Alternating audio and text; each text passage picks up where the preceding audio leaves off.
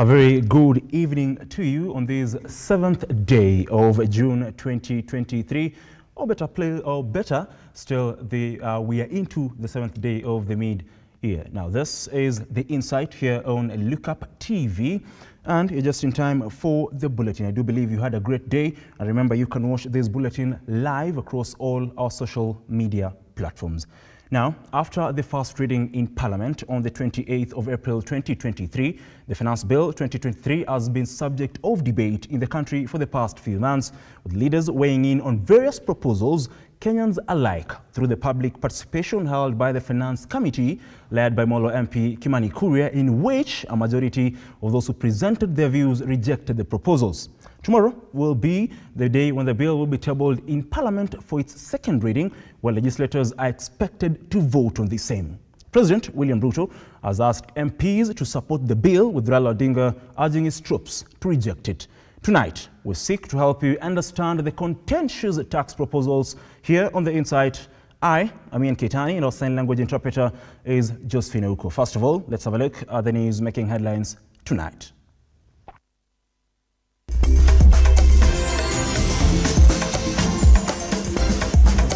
Isaiah 1:18 reminds us to reason together. Tonight on The Insight, a call for resolution, tolerance and cohesion as President William Ruto presides over the National Prayer Breakfast.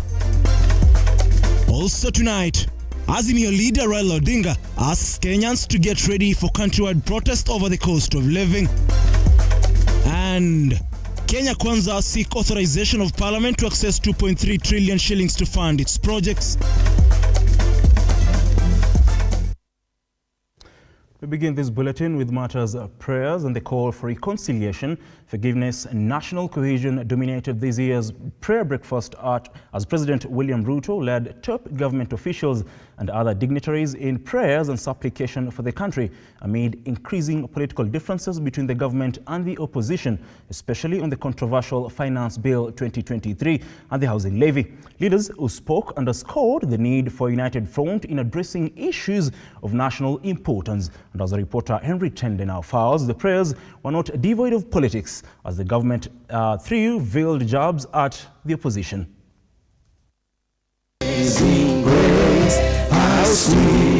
A soothing music that opened this year's National Prayer Breakfast in Nairobi. President Ruto, in company of his Deputy Rigathi Gachagua and Chief Cabinet Secretary Musalia Mudavadi and other top government leaders, arrived for this special occasion. For the business of the day, those who were tasked with the responsibility of praying for the country presented the nation before God as the country continues to face a myriad of challenges. Heavenly Father, we pray that in every part of this country, we exercise unity, we love each other, take care of every soul that you have created. This year's prayer breakfast came at a time when the country is divided politically, with sharp differences emerging on key issues, including the now controversial Finance Bill 2023 and the housing levy that saw top brass leaders of Azimio skip today's event. President Ruto leading other speakers in calling for reconciliation and cohesion as he seeks a united front in addressing issues bedeviling the nation. Democracy is a divine political gift which enables us to compete vigorously, as we always do, but also empowers us to reconcile our aspirations and recognize the fundamental unity of our truest aspirations in a single vision for a free, strong, prosperous, united, and secure nation. Out to one another, in forgiveness, facing those we perceive to be our enemies, willing to put aside what we think of as our positions, laying down, as he did, the grandeur of our estate, and facing those we utterly dislike, for the sake of our people, for the sake of our communities, for the sake of our nations, for the sake of our world. Even as the country sought the supreme power in dealing with emerging challenges, politics did not escape today's event. Kenya Kwanza leaders used the occasion to throw jabs at the opposition for their stand on various issues. Our last election, the opposition leader became the government candidate. And the sitting president of the government became the opposition candidate. And as things should be, the opposition candidate, who was the then sitting deputy president, won the election, and the sitting president then handed over power to his deputy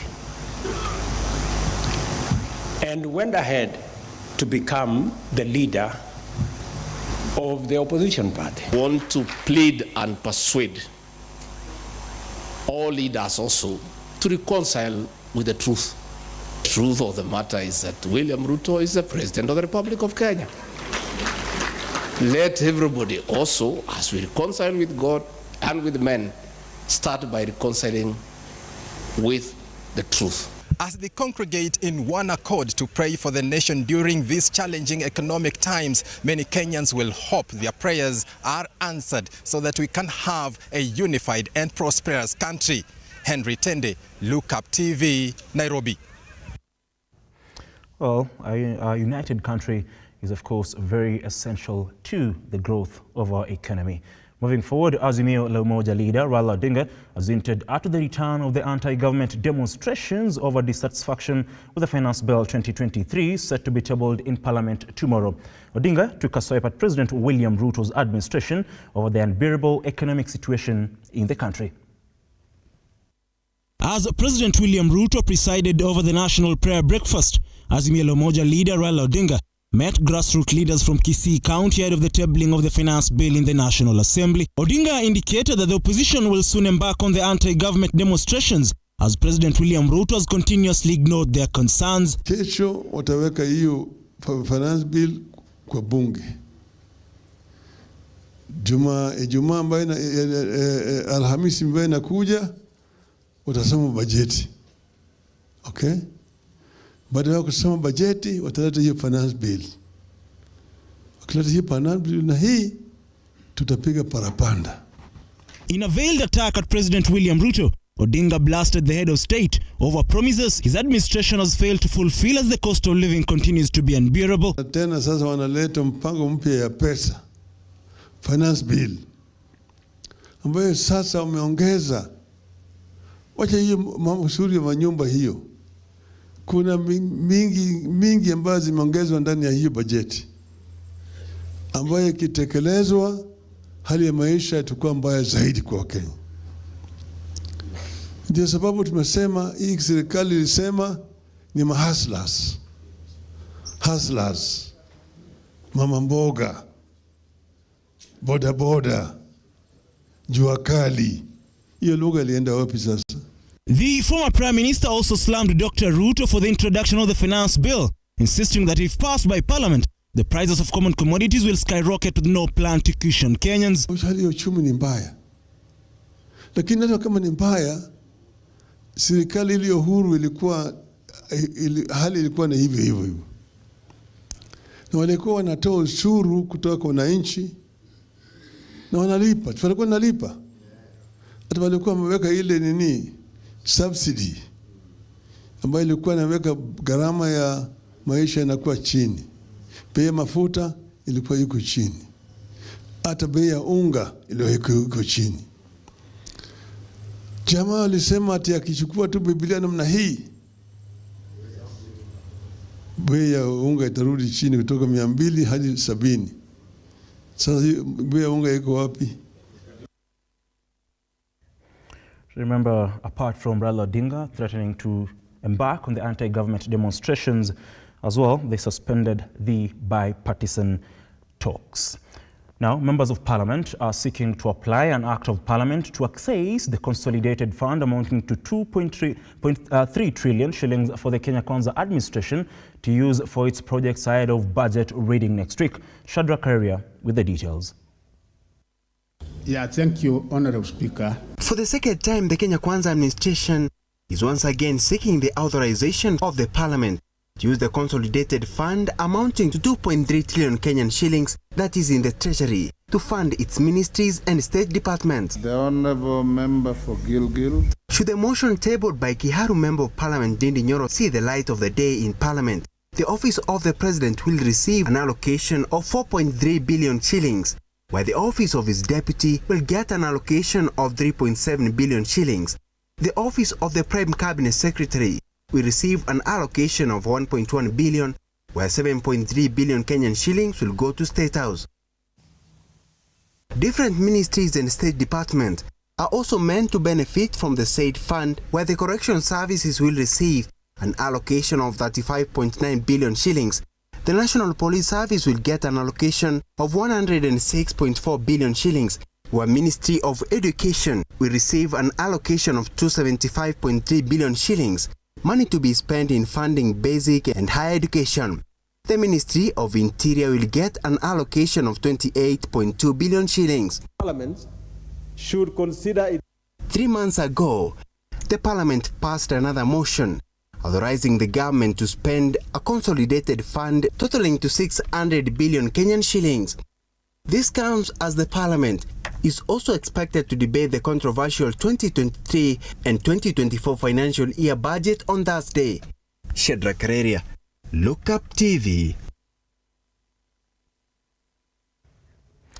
Now, on to matters security. And Interior Cabinet Secretary Kithure Kindiki has said the government has released 100 million shillings aimed at rebuilding schools vandalized by bandits in the North Rift region. Speaking at a public baraza in Lekori, Turkana East, the CS lauded security officers on the front line for executing the assignment with utmost professionalism in the ongoing Maliza Walifu joint operation in the region.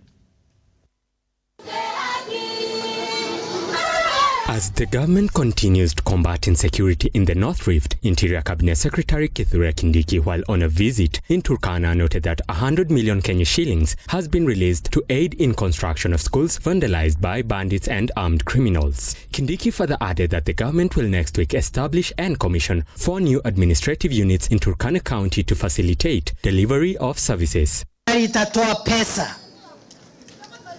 Serikali ya Kenya itatoa pesa ya kujenga upya. Wakati viongozi wenu wameketi na Mheshimiwa Rais, mimi sikuwa katika mkutano, lakini walinieleza vile waliafikiana, kwa sababu siku hiyo nilikuwa msituni huko na pambana na wakora. Lakini yale yaliafikianwa ni kwamba viongozi wenu waketi na watuambie ni shule ngapi hapa Turkana ambazo zilifungwa kwa sababu ya ukosefu wa usalama, na serikali itapeana shilingi milioni 100 ya kujenga upya shule hizo. Tutatumia wanajeshi wetu na vijana wetu wa huduma ya taifa. During his visit, the CS held a security briefing with Turkana County Security and Intelligence Committee, where he lauded officers in the front lines in the ongoing Maliza Uhalifu joint operation. Meanwhile, Kilgoris Member of Parliament Julius Nkuli has asked the CS to intervene in clashes that have erupted within Transmara and bring calm to the region. Minister, do send a permanent group of GSU and RDU officers to the site, and the community and ourselves are prepared to give land and housing to those officers so that they can deal with the situation adequately. I therefore request for a statement, Mr. Speaker, from the CS of the Interior to explain what he can promptly and urgently do to deal with the lawlessness in this area. And in Nakuru, police have arrested 78 people linked to gang groups that have been terrorizing Nakuru residents recently. Nakuru County Commissioner Loyford Kibara confirmed that among those arrested is Solomon Buru, a suspected Maoki gang leader, a splinter group allied to the confirmed gang. This now brings the total number of arrests in the last 3 weeks to 380. David Alex, Lookuptv. From construction of classrooms to matters education. And Education Cabinet Secretary Ezekiel Machogu has said there is no confusion in the junior secondary school education, saying that parents are solely responsible for their children's lunchtime meals. He further noted that parents who are unable to pay school fees, or rather lunch fees for their children, are allowed to pack food for their children to carry to school. No contradiction in junior secondary school guidelines. Cabinet Secretary for Education Ezekiel Machogu appearing before the National Assembly Wednesday afternoon, carefully responding to questions from members of the House. Indeed, there is no contradiction because 861 clearly states that providing lunch in our schools, particularly primary and junior secondary, is the responsibility of the parents. It was in the matter of Guideline 8.61, which states that the provision of school meals in JSS will be the responsibility of parents or guardians, that the CS sought to explain, and Guideline 8.62 requiring the leadership of JSS to ensure that no learner drops out of school as a result of failure to pay the lunch program. And even those who are not able to pay, because there are parents who say... Ezekiel Machogu family explained that no student would miss school on account of lack of lunch fees, adding that needy students would still get to eat even if they had not paid any fee. Supplementary questions brought before the House by nominated Member of Parliament Irene Mayaka prompted the CS to elaborate on measures his docket was taking to ensure textbooks are handed down to siblings and how the high cost of food prices would affect parents and learners. Sometimes these figures that are being given by schools might not conform with what we have at the market prices when you go out to the market, and particularly when they are competitive. Embakasi East Member of Parliament Babu Owino clearly expressed his lack of support for the competency-based curriculum CBC, bringing Machogu back to the microphone. The incompetency-based curriculum, the Cabinet Secretary, can we do away with this system?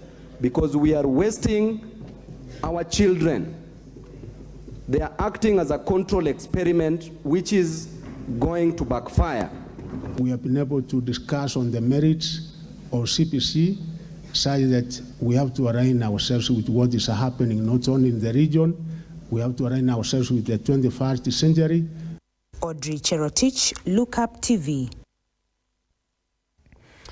On to matters Shakahola massacre, and seven more bodies have been exhumed today in Shakahola Forest as Phase 3 exhumation exercise continues.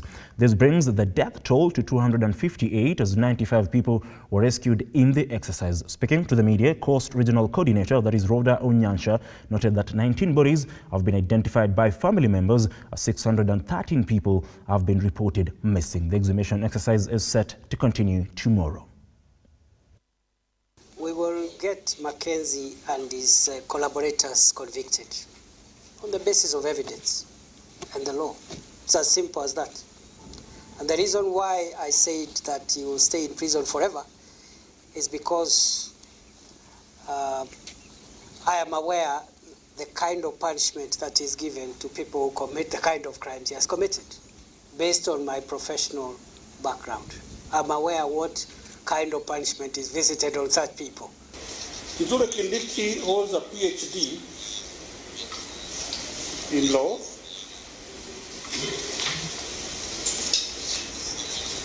And whatever he stated was sub judice. The matter is in court. So we want to know if the said CS is running an independent judiciary or court, apart from the one established by the Constitution of Kenya. And we expect the CS and any other legal-minded person to assume them to be innocent until proved guilty. Remember, Paul Mackenzie Mpege, the main suspect in the Shakahola massacre, still remains behind bars, including or with other 17 suspects. On that note, we take a short breather. We'll be back with more news on this particular bulletin. Don't go away.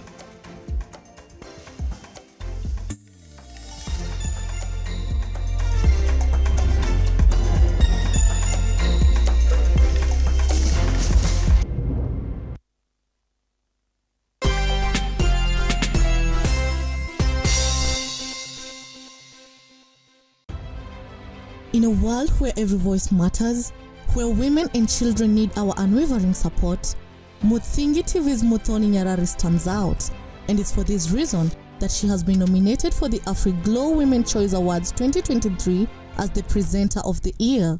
Your voice matters. Your support counts. To vote for Muthoni Nyarari, dial *483 *733 *551212#. Together, let's amplify our voices and bring attention to the issues that matters the most.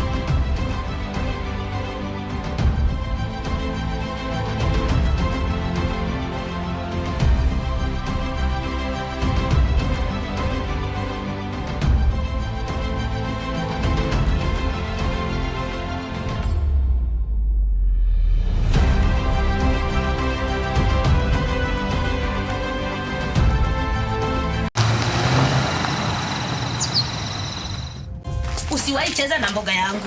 Na unafuata nani? Sisikuona ukinifuata. Nimekwambia huna shares kwa hii kuku. Look, man. Hebu kwanza rudi ndani ufresh hiyo choo na make sure umespray. Juli, kwani wewe hii tumbo yako mimi najua inaweza ingiza kila kitu. Hata chuma nikishiaga nikupea hata plastic najua utakula. Kwani leo kunaendaje? Kuna kitu sielewi. Kabisa Mluya. Yaani umeamua kulala uchi. Sasa kama hakuna ile nguo inanitosha unataka nifanye aje? Because you are fat. Sasa ukiongelea mimi ati fat. Na Julie tutasemaje? Kuja.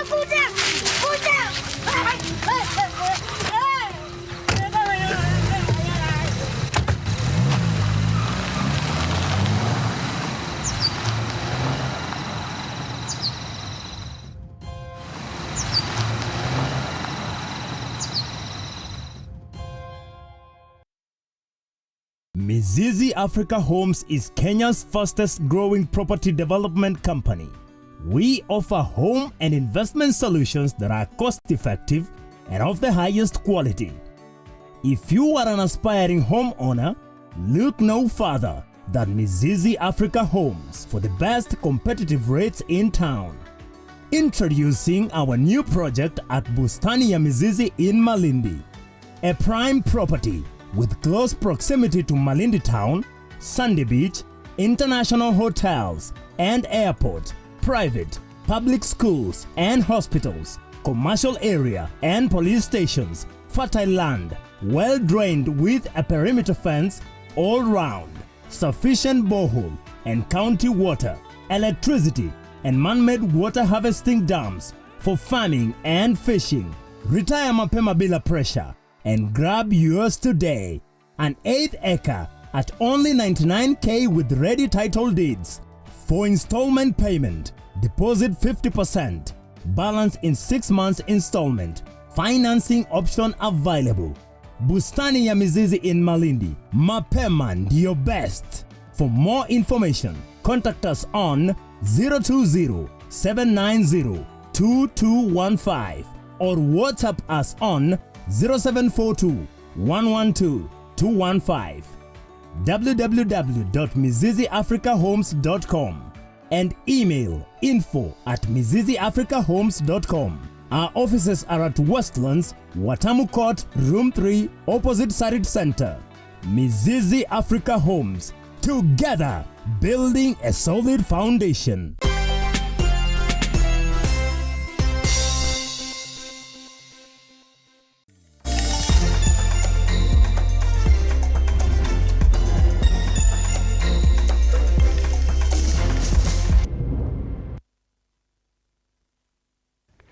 Thank you very much for staying with us. Now, President William Ruto's controversial financial bill, or the Finance Bill 2023, is set to be tabled in Parliament for the second reading tomorrow, amid significant rejection by many stakeholders ahead of of course ahead of the face-off in the National Assembly tomorrow. Cecilia Lubanga engaged with a number of Kenyans on the thoughts, these are their thoughts on the entire bill ahead of its second stage tomorrow. The Financial Bill 2023 seeks to amend rules relating to taxes and duties, as it also proposes new taxes, incentives and regulations. Despite the bill facing a backlash from a considerable number of individuals and entities, the bill is set to be presented to the Parliament on Thursday. We are on the street to figure out from Kenyans what they have to say about the bill that might just ascend into a law.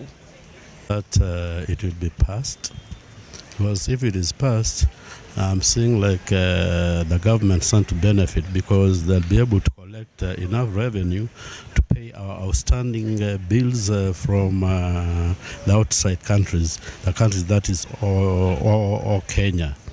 So if those debts are paid with the passing of that bill, then we'll be at better place. Maybe in the next few months we'll be able to have even the price of food lowered, because we will not be servicing any bills. Matarajio yangu kama mwananchi, hiyo bill wenye wanaweka mia tax mia inifurahishi. As to me, juu I'm a salesperson as me, ukienda unapata commission yako. When you get your commission added to your salary, when they join together is the more unakatwa pesa mingi. Mimi hata sioni kama ni mzuri ipitishwe, kwa sababu wa remain tu venye ilikuwa. Listening to the Kenyan populace, they are completely against tabling and the passing of the same, because of not only about the housing levy, but other offensive clauses that are within the financial bill. If we have a sensitive government that looks around the plight of Kenyans, the only best thing to do is to withdraw that financial bill and call upon a multi-sectoral sector to discuss more about the bill and how to move this country forward. Mwananchi kama mimi ninatetea mwananchi wa chini, kwa sababu hii housing, na ukiangalia vile budget iko juu, tumelemewa. Kivipi? Watoto wakienda shule hakuna school fees. Ukiangalia saa hii familia mingi sinalala na njaa. Ukiangalia vile sisi wenyewe tunatembea miguu kutoka kazini kuingia kazini, ni ukosefu wa pesa. Kwa hivyo mimi naonelea budget irudishwe chini na mambo ya housing hiyo nayo ifutiliwe mbali. Wakenya wengi tuliozungumza nao wanaonekana kupinga vikali mswada huu wa fedha, huku wakisisitiza kuwa wanachotaka kishughulikiwa kwa dharura ni kushukishwa kwa gharama ya maisha. Macho yote sasa wanaelekezea wabunge wao, kwani Now, there was a drama at the Kakamega Sub-County Police Station after a local politician stormed in, accusing senior police officers in the station for holding his bail of 140,000 shillings, which was given when he was arrested during the general elections in August last year. He has further said that another 1.6 million shillings meant to pay agents during the general elections was lost in the hands of the police.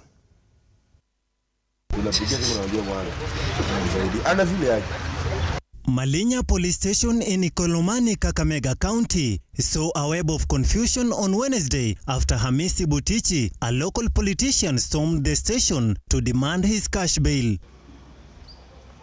Hamisi, who ran for Member of Parliament seat in Ikolomani in the last year elections, claims that after he was arrested on the night of August 8th, the year 2022, and released on cash bail of 140,000 Kenyan shillings, only for the money to vanish in police hands. During 2022 elections, I was arrested at night from my house by these two police officers commanding a station.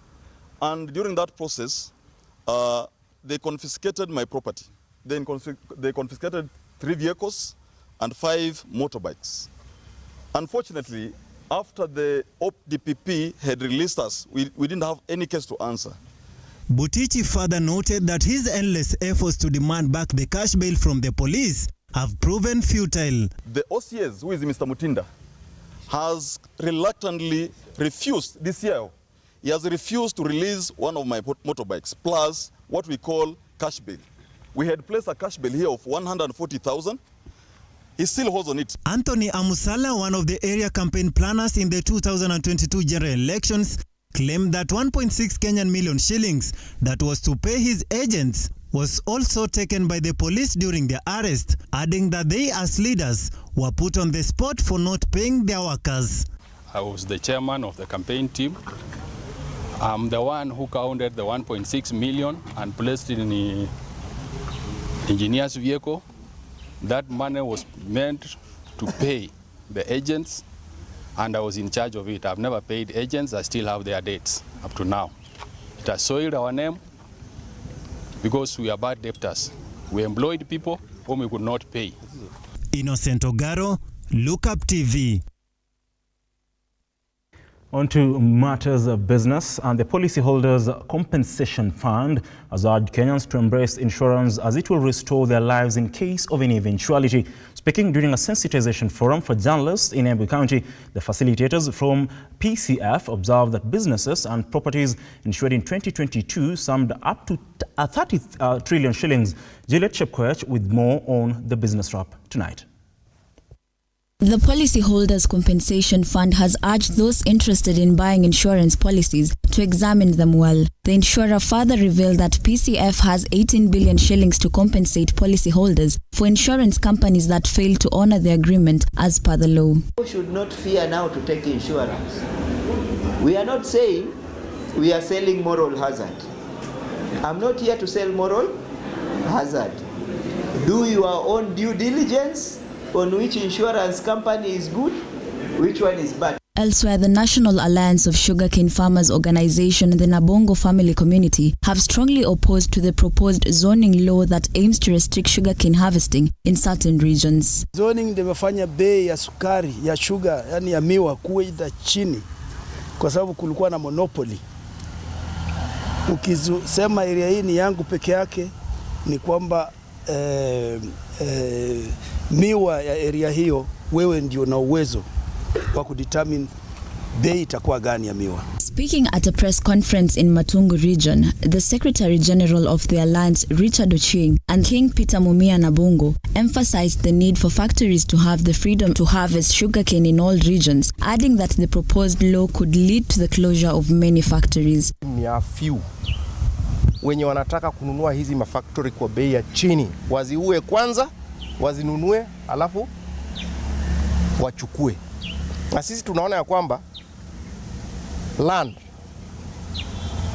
ambayo Mumias stands on is held in trust by the people, for the people of Mumias, by the kingdom of Mumias. Juliet Chepkoech, Lookuptv.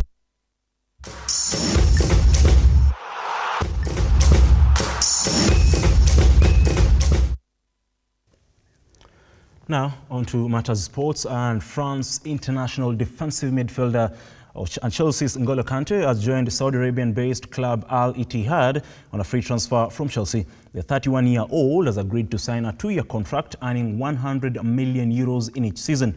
Kante will play for Al Ittihad with Karim Benzema, who also joined the Saudi Arabian side.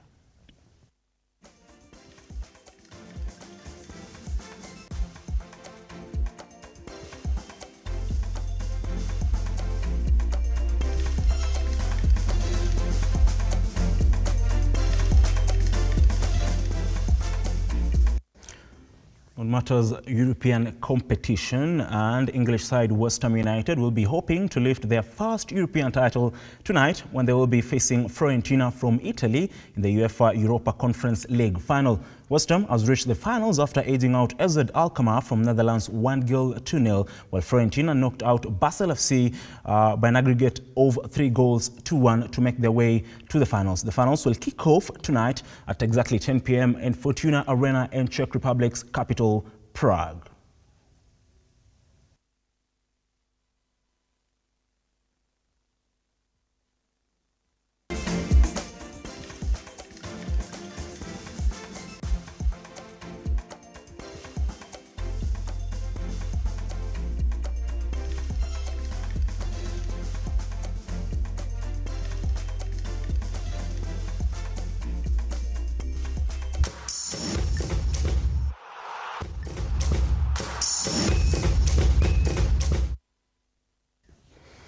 Remember as well, arguably the greatest player of all time, Lionel Messi, has joined MLS side Inter Miami, which is owned by David Beckham. A blow to Al Hilal of Saudi Arabia wanted to sign the superstar, and as well Barcelona wanted Messi to return to the Spanish side. Now, on that note, we wrap up the bulletin here on Lookuptv, but don't go away because I'll be back with matters the finance bill just to give you the details ahead of its tabling for the second reading tomorrow. Don't go away.